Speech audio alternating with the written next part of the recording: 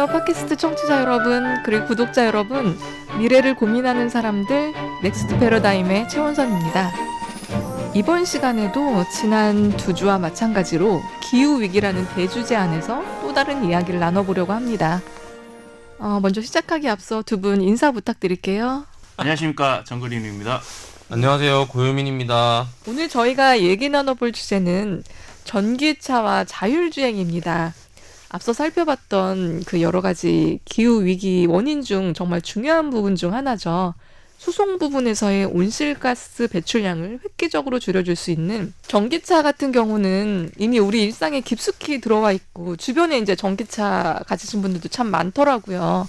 자율주행의 경우에는 이제 차선 유지, 차간거리 조정, 속도 조정 등의 기본적인 단계의 운전 보조 시스템은 이미 대부분 차량에 적용이 되고 있습니다만 오늘 저희는 이러한 전기차와 자율주행에 대한 일반적인 얘기보다는 온실가스 감축 관점에서 이게 도움이 되는가 이런 관점에서 조금 더 포커싱해서 얘기를 나눠볼까 합니다. 저도 이제 찾아보다가 알게 된 건데 좀 충격을 받았습니다. 전기차와 자율주행은 탄소 중립에 아무런 효과가 없습니다. 확실하십니까? 확신하십니까? 근거 자료 한번 얘기해 주시죠. 그러니까 핵심은 이건데 전기 자동차를 만들기 위해서 이제 배터리라든지 뭐 다양한 공정들이 필요하잖아요. 차량 생산 과정의 총량을 봤을 때 지금 현재의 기술 수준으로는 내연기관보다 전기차가 더 많은 탄소를 내뿜을 수밖에 없는 지금 환경에 놓여 있다. 네, 이런 지금 상황이라고 합니다. 그러니까 그 중에서 전기차용 배터리 한 대를 생산하는데 약 4.2톤의 이산화탄소가 발생하는 것으로 알려져 있는데 이 수치가 이제 여러 가지 전체 공정들을 다 합쳤을 때 방금 말씀드린 것처럼 지금 현재 내연기관보다 결국 더 많은 이산화탄소를 배출할 수밖에 없다는 거고, 거기에 추가적으로 그 폐배터리들이 있잖아요. 그 폐배터리들을 뭐 처리하는 과정에서도 또 이제 탄소가 추가로 더 배출이 된다고 해요. 그 배터리라는 것이 결국 이 내연기관에서 뿜는 그 여러 가지 그 매연가스 같은 것들을 없애기 위해서 도입이 된 것들인데 아직까지는 이제 전체 과정으로 봤을 때 걔네들도 못지않은 탄소 배출을 하고 있다 이렇게 볼 수 있는 거죠. 근데 전기차는 다만 운행하는 동안에는 이제 배기가스라든지 그런 온실가스 배출이 안 되잖아요. 내연기관이 없기 때문에. 네. 그래서 오래 쓰면 효과가 있지 않을까? 그러니까 비슷한 예로 텀블러를 사람들이 예로 많이 드는데 일회용 컵을 만드는 것보다 텀블러를 만드는데 더 많은 이제 온실가스가 발생이 한대요. 그렇기 때문에 이제 그 환경 효과를 얻으려면 그 텀블러 몇백 번 이상 써야지 그 효과를 볼 수 있다. 이렇게 해서 뒤통수 맞은 느낌이었는데 그 전기차도 마찬가지로 물론 생산 과정에서는 지금 불가피한 상황이지만 그걸 오래 쓴다면 그런 내연기관이 있는 차량보다는 환경에 도움이 되지 않을까? 그래서 아까 처음에 모두에 말했듯이 도움이 되지 않습니다라고 잘라서 말할 수 있는 부분일까라는 의문이 생기네요. 사실 이제 그런 것들이 다 고려가 되어서 보통은 과학기술계에서는 그런 전주기 평가라고 하는 거를 보통 하거든요. 근데 이제 그 전주기 평가에서 어떤 변수를 집어넣고 어떤 변수를 제외하고 이런 거에 따라서 조금씩 달라지기는 하는데, 물론 이제 그런 얘기들도 분명히 있습니다. 몇 년 정도 사용하고 나면은 그 뒤로는 오히려 더 환경적으로 우세할 수 있다. 그러니까 텀블러와 같이. 근데 텀블러와 가장 큰 차이는 전기차가 만들어진 그 자체로 운행되는 건 아니라는 거죠. 결국 계속 전기가 필요하다는 게 문제가 되는 겁니다. 그렇다면 이제 결국은 계속해서 전기를 생산해내서 그것을 가지고 이제 굴리는 게 전기차인데, 그럼 거기서 사용되는 전기 역시 계속해서 그 환경오염, 특히 이제 기후 위기의 주범이 되는 그런 화석연료를 비롯해서 그런 것들로 전기를 만들어야 된다는 거죠. 그러니까 텀블러는 이미 만들어지면 어떻게 보면은 그대로 계속 사용하는 거지만은 전기차는 그것을 또 사용하기 위해서는 추가적인 전기가 또 많이 들고, 또 추후에 좀 이따 얘기를 하겠지만은 자율주행까지 들어가면은 더 많은 전기가 필요하게 될 거고요. 그리고 이제 전기 인프라를 깔 때, 충전 인프라를 깔 때 더 많은 또 좀 에너지 위기라고 해야 될까요? 환경 위기가 당연히 수반될 수밖에 없고요. 그리고 일례로 한 개만 더 얘기를 하다 보면은 그 전기차가 배터리 무게 때문에 내연기관보다 훨씬 무겁습니다. 그래서 타이어 마모가 훨씬 더 심해요. 그 말은 도로에 타이어 분진들이 훨씬 더 많이 생길 수 있는 거고요. 타이어가 굉장히 또 환경에 가장 안 좋은 물질 중에 하나이기도 하거든요. 그런 부수적인 요소들이 계속해서 운행이 되면서도 계속해서 나오는 것들이 있기 때문에 그런 요소들을 고려한다면은 굉장히 더 환경적으로 친환경 되는 사용 기간이 훨씬 더 커지지 않을까. 특히 이제 폐배터리 문제는 뭐 말할 것도 없고요. 저는 전기차는 무조건 이제 도움이 된다고 알고 있었는데 두 분 말씀 들어보니까 참 어려운 문제네요. 그러니까 왜냐하면 지금 많은 국가에서 전기차 전환을 이제 정책적으로 좀 추진을 하고 있고 우리나라 같은 경우도 전기차 같은 경우는 세금 감면 혜택 이런 것들을 주잖아요. 그래서 과연 이게 정말 실효성이 있는 문제인가를 조금 더 고민을 해봐야 될 것 같고 이렇게 듣다 보니까 그렇다면 이제 생산 과정이라든지 그런 문제에서 에너지원을 친환경 에너지로 대체 에너지로 전환이 정말 필요한 것이 시급하다라는 생각이 듭니다. 여러분들의 생각은 어떠신가요? 일단 물론 그 전기차 자체를 운행하는 거에 있어서는 다른 방식보다 훨씬 더 친환경적이라고 저는 생각을 합니다. 단지 전 주기에서 전기차를 만들고 그 전기차에 들어가는 배터리 포함해서 그걸 만들고 그리고 운행하는 데는 조금 친환경이겠지만은 또 생길 수 있는 폐배터리 문제들 그런 것들이 문제가 되는 거지 운행 자체는 저는 조금 더 친환경적이라는 생각은 있거든요. 그래서 이제 그런 운행 자체 부분 말고 그 이외에 전기를 생산하는 부분, 폐배터리 처리 뭐 이런 요소들에 대한 기술 개발이 조금 더 있다면은 또 친환경적일 수도 있다는 생각은 합니다. 그러니까 우리가 지금 계속 이 얘기를 하고 있지만 결국은 신재생 에너지가 돼야 돼요. 맞습니다. 그러니까 탄소 중립은 뭐 다른 이제 꼼수가 없어요. 그러니까 결국은 신재생 에너지가 돼야 되고 그 지금 우리 대부분의 인류가 전기를 사용하고 있는 환경에서 이 전기를 조금 더 친환경적으로 만들어야 한다는 그런 전체적인 의제에는 변함이 없고 그걸 우회해서는 이 탄소 중립을 달성할 수는 없는 것 같습니다. 그래서 이런 신재생 에너지들이 우리 사회에 조금 더 이렇게 깊게 들어와야 되는데 아직까지는 지금 신재생 에너지의 수준들이 저번에도 한번 말씀을 드렸지만 그 즉각적으로 전기 수요를 감당할 수 있는 수준으로 발전이 되어 있는 상황이 아니고 그리고 그 신재생 에너지들이 지금 토탈에서 우리나라에서 한 9% 정도의 발전량을 감당하고 있는데 수소라든지 태양광이라든지 수력이라든지 풍력이라든지 뭐 이런 것들이 짜잘짜잘하게 모여가지고 9%가 된 거거든요. 그러니까 이게 사실은 뭐 하나가 도미넌트한 뭔가 에너지원이 하나가 딱 있어야 돼요. 그러니까 거기에서 뭔가 안정적인 에너지 수급을 하나가 꽉 잡고 있고 그리고 나머지 어떤 뭐 지형에 따라서라든지 목적에 따라서라든지 뭐 기간에 따라서라든지 조금씩 다르게 발생하는 에너지 수요들을 뭐 다른 발전원들이 좀 이렇게 감당해 줄 수 있는 이런 방향으로 가야지 지금 현재 신재생 에너지들에 대해서는 24시간 365일 동안 잘 꾸준하게 공급을 해줄 수 있을 것 같다라고 보장되는 것들이 아직까지는 없거든요.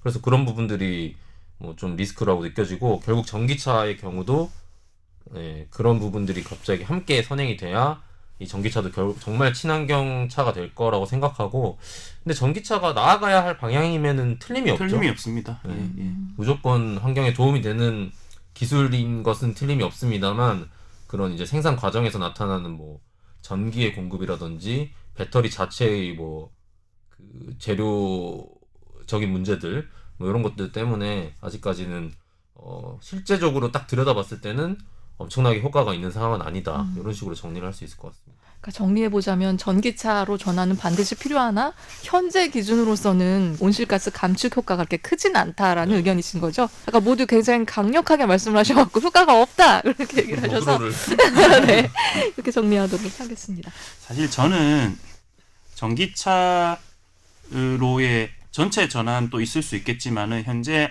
오히려 유럽 같은 국가는 전기차로의 전체 전환을 꽤 했다가 이게 현실적으로 좀 시간이 걸리는 문제라는 걸 인식을 하고 최근에는 이제 친환경 연료를 개발하는 쪽도 같이 병행을 하고 있거든요. 그래서 뭐 일반 휘발유를 쓰는 내연기관차에서 그 휘발유를 조금 더 친환경적으로 생산을 하고 혹은 친환경 재료 그 물질이랑 같이 혼유해서 활용을 하는 엔진을 개발한다든지 약간 이런 쪽으로 변형을 두고 있고요. 그리고 사실은 저는 전기차라고 하는 거는 에너지원을 어쨌든 전기로 얻습니다. 그 말은 방금 말씀하신 대로 전기 생산하는 데 있어서의 어떤 탄소 문제 이런 것들이 해결되지 않으면은 태생적으로 완전 친환경이라고 얘기를 하긴 좀 어려운 부분이 있다 생각이 들어서 사실 오히려 저는 친환경적이다라고 하는 쪽에 있어서는 수소차가 조금 더 가능성이 있다라고 생각을 하거든요. 물론 지금은 수소를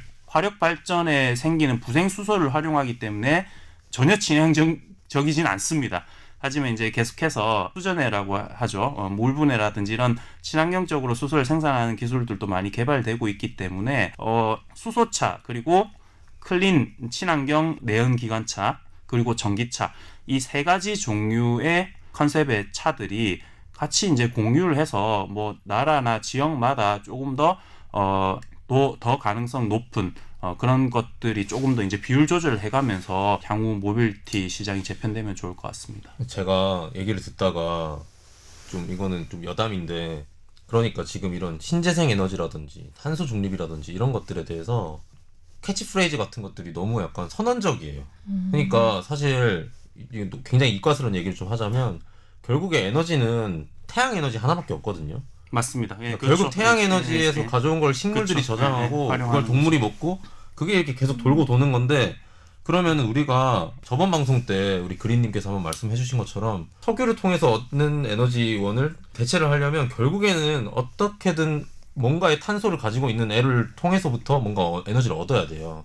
그러니까 그게 그 에너지 효율의 문제인 건데 그러니까 이게 어떤 에너지를 사용하면 이건 정말 환경에 영향이 없는 아주 프리한 에너지가 된다. 이런 식으로 뭔가 그 각각의 에너지들에 대해 선언적인 문구들이 너무 깔려 있는 것 같고 그러니까 일반 대중들이 약간 그런 부분들에 대해서 좀 오해를 많이 할 수밖에 없는 연력학 제1법칙. 예, 그러니까 에너지는 쉽게 생각하시면 제로섬 게임이에요. 뭐 네. 제가 어떻게 하다 보니까 에너지 관련 뭐 전공이긴 한데 제로섬 게임이라고 생각하시면 돼요. 어디서 생성되면 분명히 다른 데서는 소모가 되는 거라서 절대적인 그러니까 무적의 그러니까 그거는 그런 없다. 건 없는 예, 거고 이게 그 부산물이 얼마나 많이 나오냐.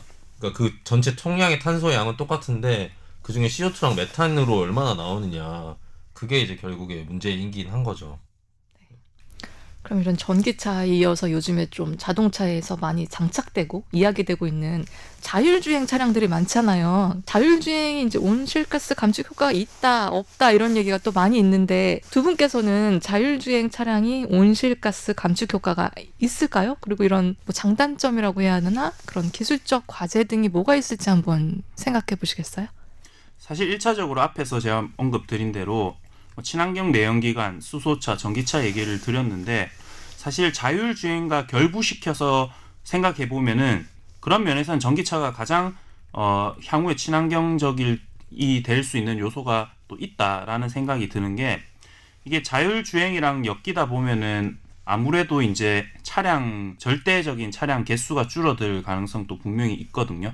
1차적으로 운전수가 이제 필요가 없게 되는 거잖아요. 그게 효과가 제일 클 것 같아요. 예, 그래서 그런 것들 사실 고려하면은 또 전기차는 자율주행이랑 엮여서 같이 고려하면 훨씬 더 친환경적인 면도 있을 것 같다라는 생각이 듭니다. 이것도 아까 전기차와 비슷하게 한 연구 결과가 있는데 MIT라고 하니까 이제 확 신뢰감이 엄청나죠. 수미야 수다카르라는 이제 연구자가 현재의 탄소 저감 조치와 하드웨어 효율 향상 속도가 유지될 경우 자율주행 차량의 탄소 배출량은 줄이기 어려울 것이다. 그러니까 이 원인이 뭐냐면 이 자율주행 차량들은 결국에 한 대당 설치되어 있는 10대의 카메라가 이렇게 거미줄처럼 얽혀있는 그런 통신망을 통해서 그 데이터를 분석하고 그걸 통해서 의사결정을 내려가지고 알아서 운전을 하게 되는 그러니까 완전 자율주행의 시스템의 경우에 얘기를 드리는 겁니다. 그런 경우에 이제 결국 그 데이터를 처리를 해야 되잖아요.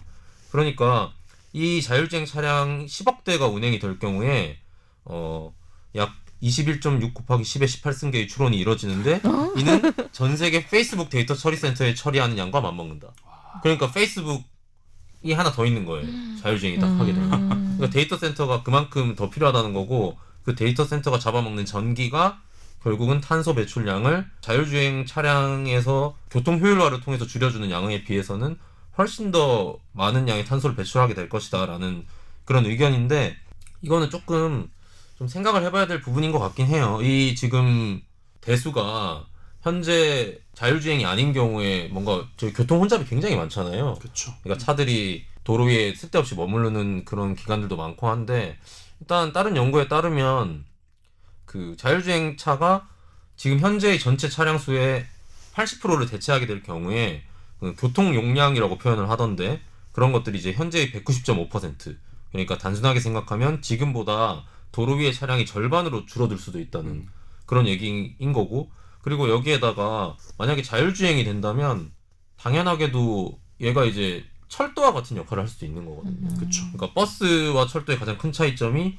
버스는 이제 뭐 조금 요즘에 많이 나아지긴 했습니다만 조금의 시간의 차이가 있고 만약에 교통 정체가 됐을 경우에 우리가 예측한 시간에 도착하지 못할 수도 있고 이런 리스크가 버스가 가장 불편한 점인데 승용차도 마찬가지고 근데 자율주행차가 될 경우에는 뭐 이런 차량 공유 시스템이 더 활발해질 수도 있을 거고 뭐 출퇴근 시간에 카풀을 하는 사람들이 더 많이 늘어날 수도 있고 뭔가 그런 도로 위의 차량 수준이 단순히 그런 자율화뿐만이 아니라 사람들의 생활 양식이 바뀌면서 줄어드는 부분들도 도움이 될 수 있을 것 같기는 한데 근데 결국 데이터 센터는 네, 무조건 거기에선 전기가 많이 들 수밖에 없는 것 같긴 하네요. 데이터 센터 참 그것도 어떻게 보면은 향후에 그러니까 결국 재생에너지가 돼야 되는 거예요. 있는 네. 겁니다. 전기를 또 많이 먹고 사실 거기서 발생되는 열도 무시 못 하거든요. 맞아요. 그게 결국 또 지구 온난화랑 연관성도 생길 수 있는 거고, 그러니까 전기차 자율주행만의 문제는 아니라고 봐요. 그것만 개발해서 해결될 문제는 아니고 그렇다면 그거의 부수적인 데이터 센터에 대한 전기 처리, 열 처리. 뭐 이런 것들까지 전부 다 좀 어느 정도 기술적으로 성숙이 되어야지 그러면 이제 이제 교통 용량 이런 장점들을 활용을 해서 좀 더 친환경적으로 갈 수 있다. 이렇게 그러니까 한두 개 개발된다고 해결될 문제는 아니겠네요. 이야기 듣다 보니 참 기후 변화를 대응하는 방법이 참 똑 부러지는 게 없구나. 다 전기를 해결해야 되고 대체 에너지를 빨리 전환을 하는 게 중요하다라는 생각을 해봅니다. 이렇게 3주 이제 세 번째에 거쳐서 이제 기후 위기와 그런 대응 방안을 얘기해봤는데 이제 들으시면서 온실가스 줄이면 정말 기후 위기에 막는 거 맞아? 도움이 돼? 라고 생각하실 수도 있어요. 근데 할 수 있는 거 몇 주 전에 얘기했지만 전 세계의 기후 위기에 대한 그동안 벌어지지 않았던 이렇게 무서운 사건들이 많이 벌어졌잖아요. 그러니까 인간이 막을 수 있는 최소한의 노력을 할 수 있는 그런 것들은 다 해봐야 되지 않을까. 그런 대응 방법으로 저희가 몇 가지를 3주에 거쳐서 한번 이야기해봤습니다. 앞으로도 이제 기후 위기, 기후 변화 함께 고민해야 될 다음 세대를 위해서 반드시 고민해야 될 주제가 아닌가라고 이렇게 생각을 해봅니다. 오늘은 여기서 마치고요. 다음 시간에 이제 기후 위기 마지막 찬반 토론이 준비되어 있으니 다음 시간에도 청취 부탁드리겠습니다. 감사합니다. 감사합니다.